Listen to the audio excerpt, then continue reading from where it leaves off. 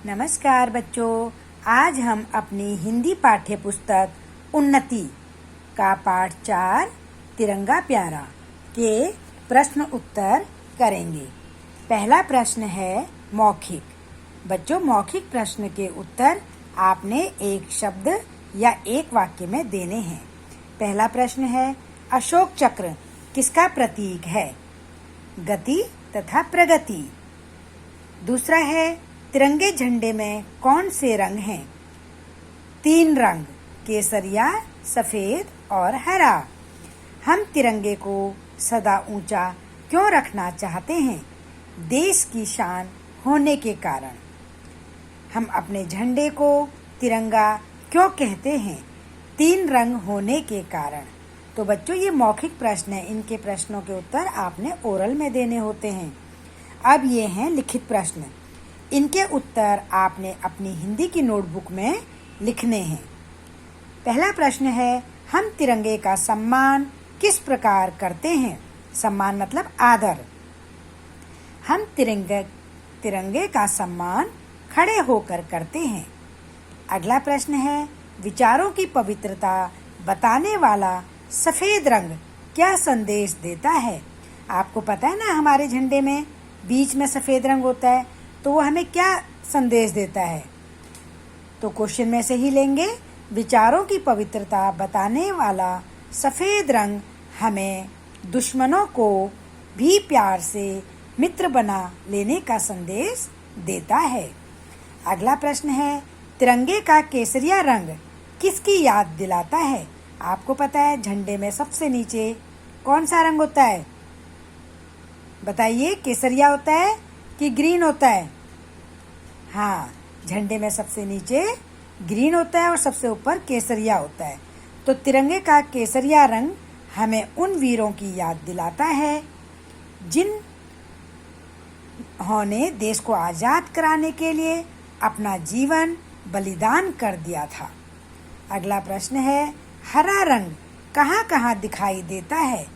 बच्चों, हरा रंग भारत के खेतों और हर मैदान में दिखाई देता है, क्योंकि खेतों में ही तो हरियाली होती है और मैदानों में हरियाली होती है। अगला प्रश्न है, पंचवर्षीय योजनाओं की सफलता से देश में किसका जाल बिछ जाएगा?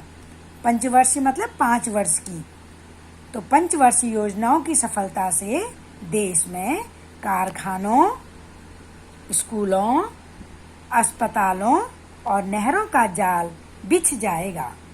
अगला प्रश्न है, हम तिरंगे के नीचे खड़े होकर कौन से प्रण लेते हैं?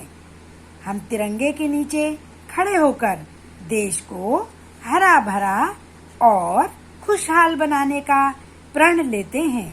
तो बच्चों, ये लिखित प्रश्नों के उत्तर हैं। इनको आपने अपनी नोटबुक में एक एक लाइन छोड़कर लिखना है। अब अगला प्रश्न है, सही उत्तर का पर सही का चिन्ह लगाओ। पाठ के अनुसार तिरंगे झंडे के ऊंचे रहने का क्या अर्थ है? देश की शान। बिल्कुल सही है। झंडा फहराते समय हम उसका सम्मान कैसे करते हैं? खड़े होकर। अगला है, झंडे के किस रंग में पंचवर्षीय योजना की सफलता छिपी है? हरे रंग में। अशोक चक्र किसका प्रतीक है? बच्चों, अशोक चक्र गति तथा प्रगति दोनों का प्रतीक है। अगला है, सफेद रंग में महात्मा बुद्ध की दिखाई देती है। क्या दिखाई देती है? दया, क्योंकि महात्मा बुद्ध बहुत ही दयालु थे। उन्होंने अपनी दयालुता से अंगुलीमाल नामक खूंखार डाकू को भी अपने वश में कर लिया था। अगला प्रश्न है, नीचे दिए गए शब्दों में से सही शब्द चुनकर रिक्त स्थान भरो। तो बच्चों, डैश रंग का अर्थ है बहादुरी। किस रंग का अर्थ है? केसरिया। अगला है, तिरंगे के बीच एक बना है। क्या बना है? अशोक चक्र। अगला है, प्रतिवर्ष डैश के दिन हमारे प्रधानमंत्री इस झंडे को लाल किले पर फहराते हैं। किस दिन फहराते हैं? 15 अगस्त के दिन। डैश रंग का अर्थ है हरियाली और खुशहाली। किस रंग का अर्थ है? हरे रंग का। यस। अगला है, डैश रंग हमारी पवित्रता को प्रकट करता है। कौन सा रंग? सफेद रंग। अगला है, भारत मेहनत करने वाले डैश का देश है। किसका देश है? श्रमिकों का। श्रमिकों मतलब मजदूरों। चलिए बच्चों, अगला प्रश्न है भाषा की बात। तो बच्चों, ये विशेषण से भाववाचक संज्ञा बनानी है। तो अगला है पवित्र। पवित्र का क्या होगा? पवित्रता। महान का क्या होगा? महानता। सफल का क्या होगा? सफलता। सफेद का क्या होगा? सफेदी। खुशहाल का खुशहाली। आजाद का आजादी। बहादुर का बहादुरी। तो ये विशेषण से भाववाचक संज्ञा बनानी थी। अब अगला है कोष्टक में दिए गए विशेषण शब्दों से भाववाचक संज्ञा बनाकर रिक्त स्थान भरो। बच्चों, पहला है डैश से ही हर व्यक्ति सफल होता है। किससे सफल होता है? परिश्रम से। अगला है राष्ट्रगान गाते समय चारों ओर हो जाती है। क्या हो जाती है? शांति। सब में बांटो। क्या बांटो? प्यार। महात्मा गांधी ने हमें डैश का पाठ पढ़ाया। किसका? अहिंसा का। सभी पर दया करो। हर सिपाही युद्ध भूमि पर बहादुरी दिखाता है। तो बच्चों, परिश्रम का भाववाचक क्या होता है? परिश्रम। शांत का शांति। प्यारा का प्यार। अहिंसक का अहिंसा। दयालु का दया। बहादुर का बहादुरी। सही उत्तर का चिन्ह लगाइए। बच्चों, जो सही उत्तर है उस पर आप सही का चिन्ह लगाएंगे। कौन सा शब्द भाववाचक संज्ञा नहीं है? बच्चों, इसमें आजाद शब्द जो है वो भाववाचक संज्ञा नहीं है। अगला है इनमें से कौन सा शब्द विशेषण नहीं है? विशेषण मतलब जो विशेषता बताता है। तो इसमें से जो दया शब्द है वो विशेषण नहीं है।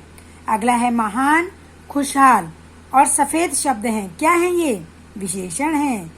अगला है विशेषण बताता है। क्या बताता है? संज्ञा और सर्वनाम की विशेषता।